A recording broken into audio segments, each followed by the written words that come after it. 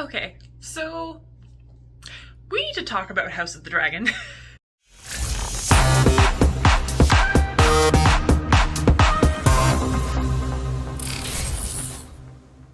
So the finale for season 2 of House of the Dragon just aired on Sunday.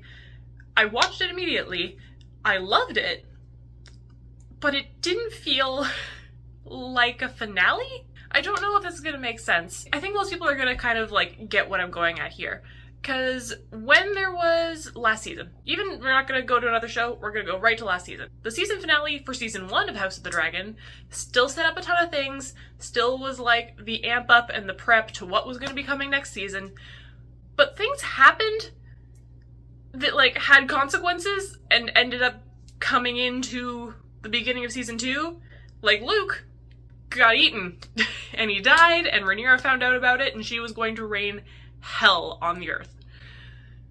And then this season, everything's still just in like the ramp up stage. Everything's still like, oh, we have Daemon has his army and he's sworn to Rhaenyra.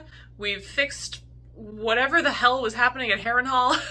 The only thing that actually like happened this episode, this finale of this entire season, was getting the Riverlands army, finally.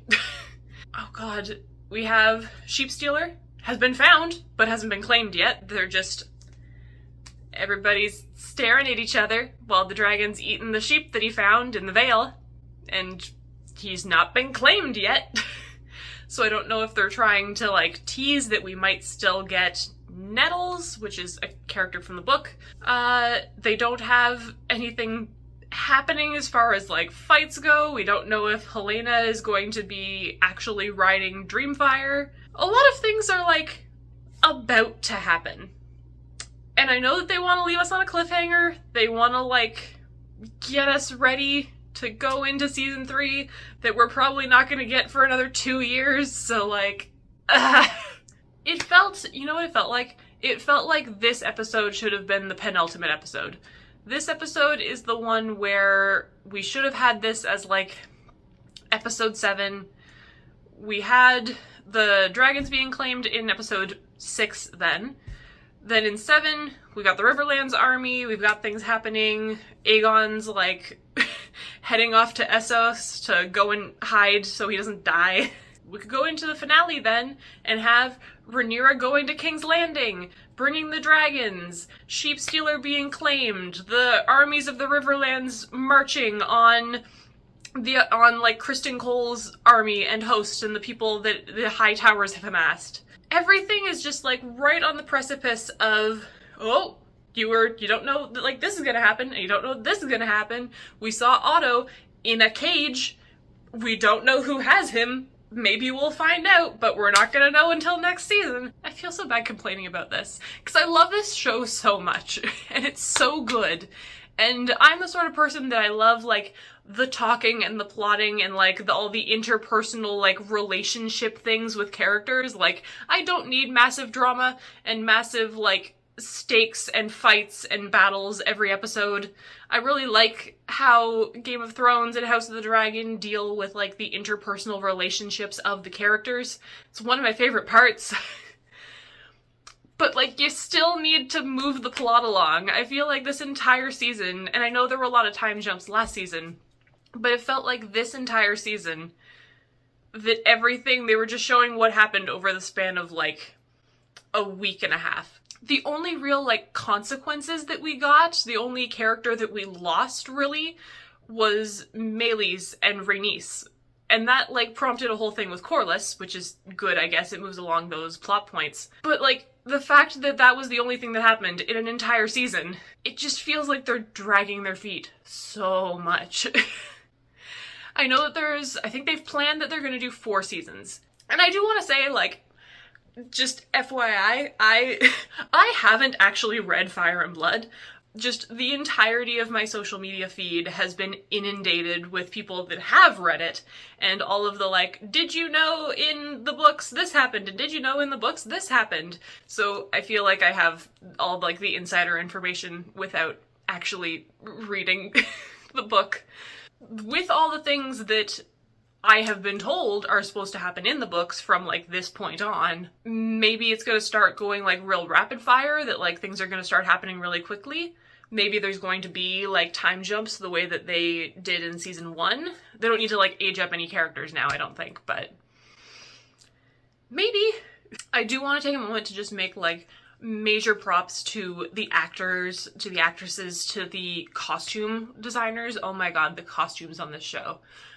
My whole thing is like medieval fantasy clothing. Like that's what my job is.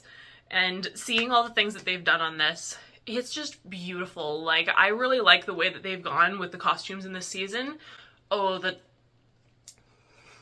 the outfits that Rhaenyra had in episode 7 were so good. I love the detailing that they've got on. I love the different things that they've been like putting into it. I really, as far as like symbolism goes, my favorite thing actually might have been Alicent from this past episode, from this finale. This was the first time, or I shouldn't say this time, from episode 7, so last episode, penultimate, and this episode, her costuming going from the really like stiff, regal green, she's a symbol of Hightower, she's a symbol of the Green faction, switching out those costumes for just her white chemise when she's wandering in the woods and like having her Lady of the Lake moment. And then to this soft blue again that she used to wear before she married Viserys, like when she was still a kid back in season 1. Having her bring that costuming, or having them bring that costume for her to put back on in this episode where she's come to Rhaenyra, she said that she wants out, she wants to just give up. Having her drop the Hightower green, the Green faction, like, uniform, the armor, I feel like that was such a good move. Having her in green in that moment, I don't think anyone would have called them on it, but it's just such a nice little detail to add in. And it made me so happy that they did that. It looks so good. And then, we already mentioned earlier on Harrenhal, and just everything that's been happening with Harrenhal. I don't know how I feel about the Harrenhal storyline. There've been some really good moments in it. I've enjoyed it objectively as like some scenes and some like character growth. I was joking from like episode 6 and then 7 and then this one. Having everything come together, it's almost like the visions from Harrenhal are giving Daemon like hallucinatory therapy. How are we going to work through the like trauma with Viserys, the like trauma of losing his mom, how he feels about Rhaenyra replacing him? We're just gonna have lots of visions and try and work through all those emotions and those blockages so that he can come out of this a better person. But it was quite fun. I liked how they did the vision when he's touching the weirwood tree, and having all the little tie-ins to Game of Thrones, having like seeing Daenerys with her little dragon babies hatching was a nice call-in. Some people have told me that it felt forced to them. I just really liked the reference point. It was quite fun. One thing that I really liked with what they did as far as like the visions was Daemon and like Helena, them seeing each other almost as if this like projection of the future, this like astral plane or whatever that they're tapping into is like a physical place that you go to, and then you can see what's going to be happening, and since they've both gone there, they can like see each other and interact.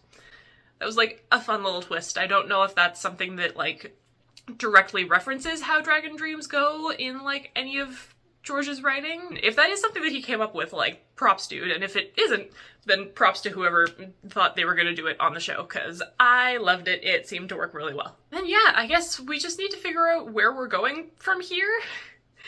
I know that it literally just came out, but I hope that they already have a plan and are filming for season 3 and 4. I know they've been, like, working on writing for it for ages. I think before the season even came out, they were saying that they were working on the writing for seasons 3 and 4. So who knows? Maybe it won't be 2.5 or 3 years before we get the next season. Do you remember when we used to have, like, full seasons of television? Just every year there would be, like, a 4-month break over the summer, and then it would just come back in for 26 episodes. That's okay though. Quality over quantity. That's what I'm gonna keep telling myself. I want to know how you felt about House of the Dragon, how you felt about this season. What did you like about this season? What did you not like about it? What are you excited to see? Are you a book reader or are you just a show person? Like, comment things below. Let's start a conversation.